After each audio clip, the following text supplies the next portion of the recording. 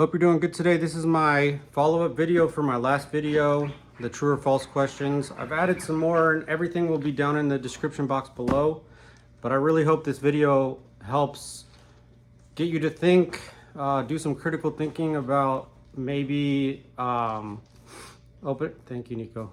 Opening your eyes to maybe some things you never thought about and how to better serve your child who is adopted. And if you're adopted, maybe open your eyes to some more things you haven't thought about yourself before, because there's so many things that are commonly denied in our society about adoption. So here we go. I'm going to try to make this as quick as possible, and it's not going to be quick. So let's get into it. Number one, it is in the best interest of an adopted child to be fully supported in their search for their biological family. This is true. Adoptees need you as the adoptive parent to initiate it first, to let them know that you're okay with them searching for and talking about their biological families. A good book to read about that is this book, Sherry Eldridge, great author. And everything that I talk about on this channel is going to be backed up by either research or books or my experience. So number two is, it is better to adopt babies because they don't remember anything from birth. This is false. Babies are not blank slates. The blank slate theory was invented by an evil woman by the name of Georgia Tan. She stole babies and sold them, and her practices are still believed today. Newborn babies' nervous systems are biologically wired to be with their biological mother. They're with her for 9 months. Separation from mother can cause many different issues and is always a traumatic event for the newborn.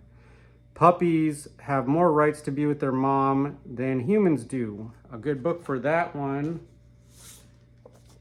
Primal Wound. You don't have to agree with all of it, but it's written by an adopted mother that adopted a child and had many confusing questions when the daughter started acting out and she didn't understand the adopted child.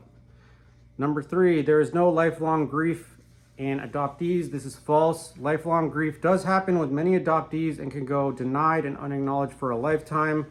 Adoptees are 4 times more likely to attempt suicide because of this myth. The Journey of the Adopted Self is a good book. This book, Betty Jean Lifton, very good book.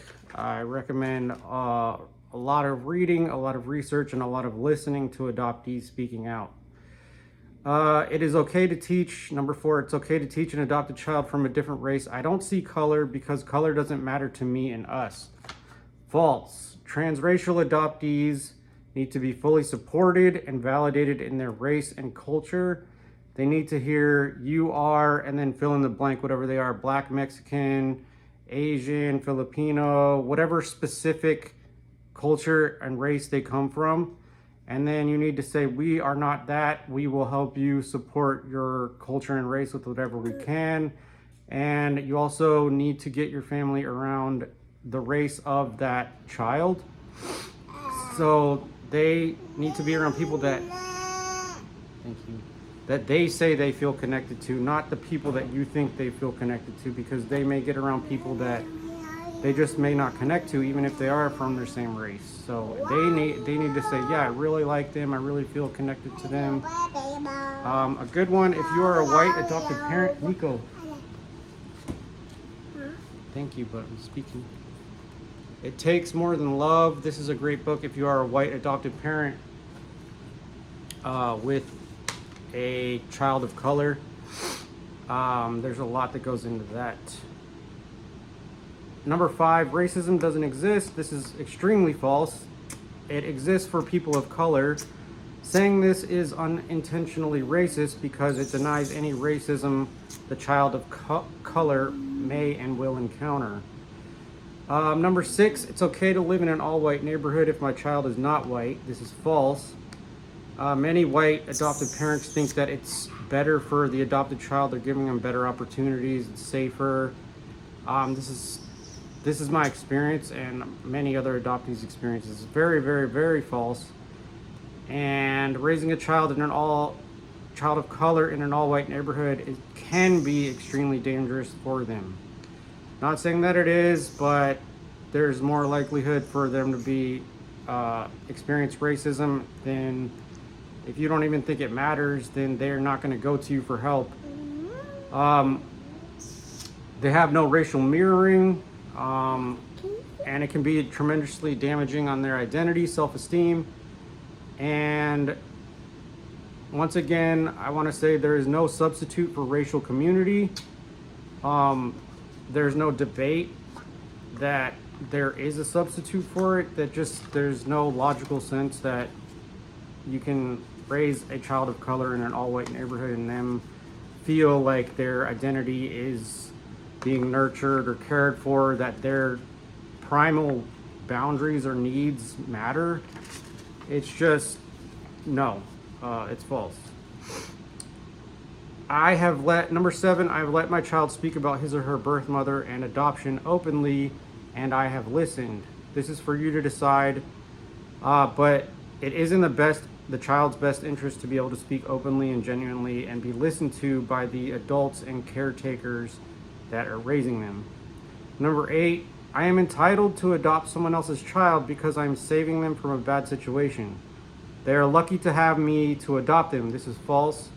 This is known as a savior's complex. This may hurt your feelings, but no one is entitled to anyone else's child. Adoption should be the last resort, and full education on adoption, relinquishment, racial identity is paramount and required. If you do not get an education, your child and your family could suffer lifelong and unnecessary grief along with hard times that you don't understand.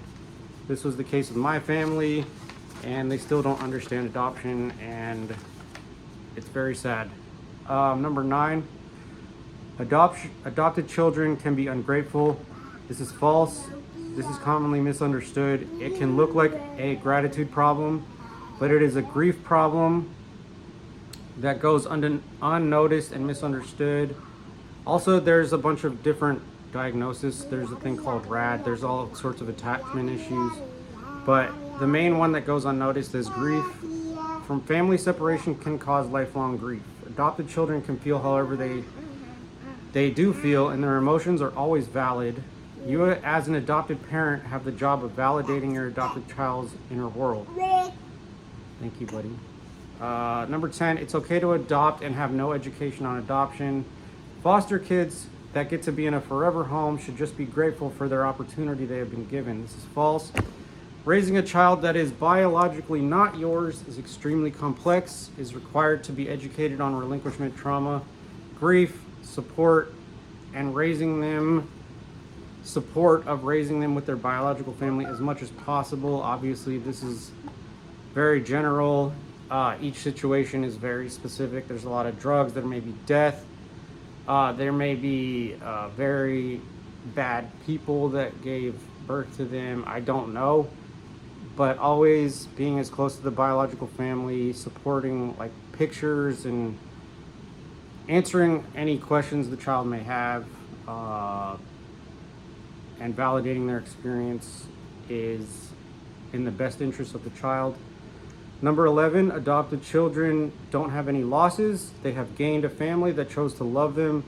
This is false. Although it looks like that from the outside, many have lost their family, their race, their culture, genetic mirroring. The medical records have been sealed, and identity, that is always a big issue for adoptees. Heritage, racial community, their bloodline, their last name, and then they're called ungrateful, and it's false. Number 12, my adopted child has to call me his or her parents because I raised them. They don't have any other parents. This is false. The child should be given full control over who they feel comfortable calling them their parents. This is the best for their identity and their self-esteem. It helps the child feel like they have some control over a traumatic situation where they have no control. Number 13, my adopted child doesn't need to be around other adoptees. They say they are fine and grateful for their adoption. They seem happy to me. This is false. Many adoptees still believe the false narrative that they were saved from a bad situation, because the only thing adoptees are really allowed to say to non-adopted people is that they're grateful for their adoption, denying any loss of the above, or what we've already talked about, or they face massive hate, rejection, anger, and more abandonment. The number one primal fear for a child separated from their mother is abandonment and rejection. This is why many adoptees will say the golden line of, "I'm grateful for my adoption and they are my real parents," because if we say anything else, we are looked at as ungrateful people. Number 14, the best thing I have done for my adopted child is give them a loving home. I have done my part. I have given them everything. I hear this a lot, and this is false. The book I recommend for this is also the same book, Takes More Than Love. Obviously the title. Number 15, PTSD cannot happen from being separated from your biological mother at birth. False. PTSD is more commonly caused by this than it is not. A person to look up is Paul Sunderland. I recommended him already multiple times on this channel. He talks about how PTSD is very common in adoptees. That also goes undenied. Huge problem with the adoption community. I still have PTSD nightmares to this day about not being able to find my parents, and it's nightly and it is not fun. Number 16, common sense tells me that foster kids who get a forever home are lucky and should be grateful. False. Common sense and common knowledge is logical, but has no basis in facts and the lived experience of many adoptees. Common knowledge of non-adopted people often denies the real grief that many children that have been separated from their mothers at birth have. Getting a forever family does not equal a safe family or a family that has been educated in the traumas that come with the foster child. Foster kids, adoptees, are often treated differently than biological children. Rehoming non-biological children is a real thing. There is a Facebook group for it, and this is real.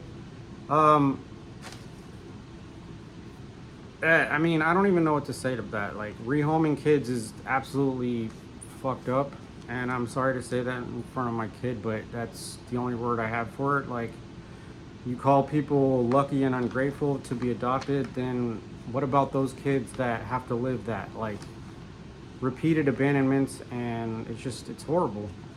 So a few more that I've added. Number 17, adoptees are 4 times more likely to attempt suicide.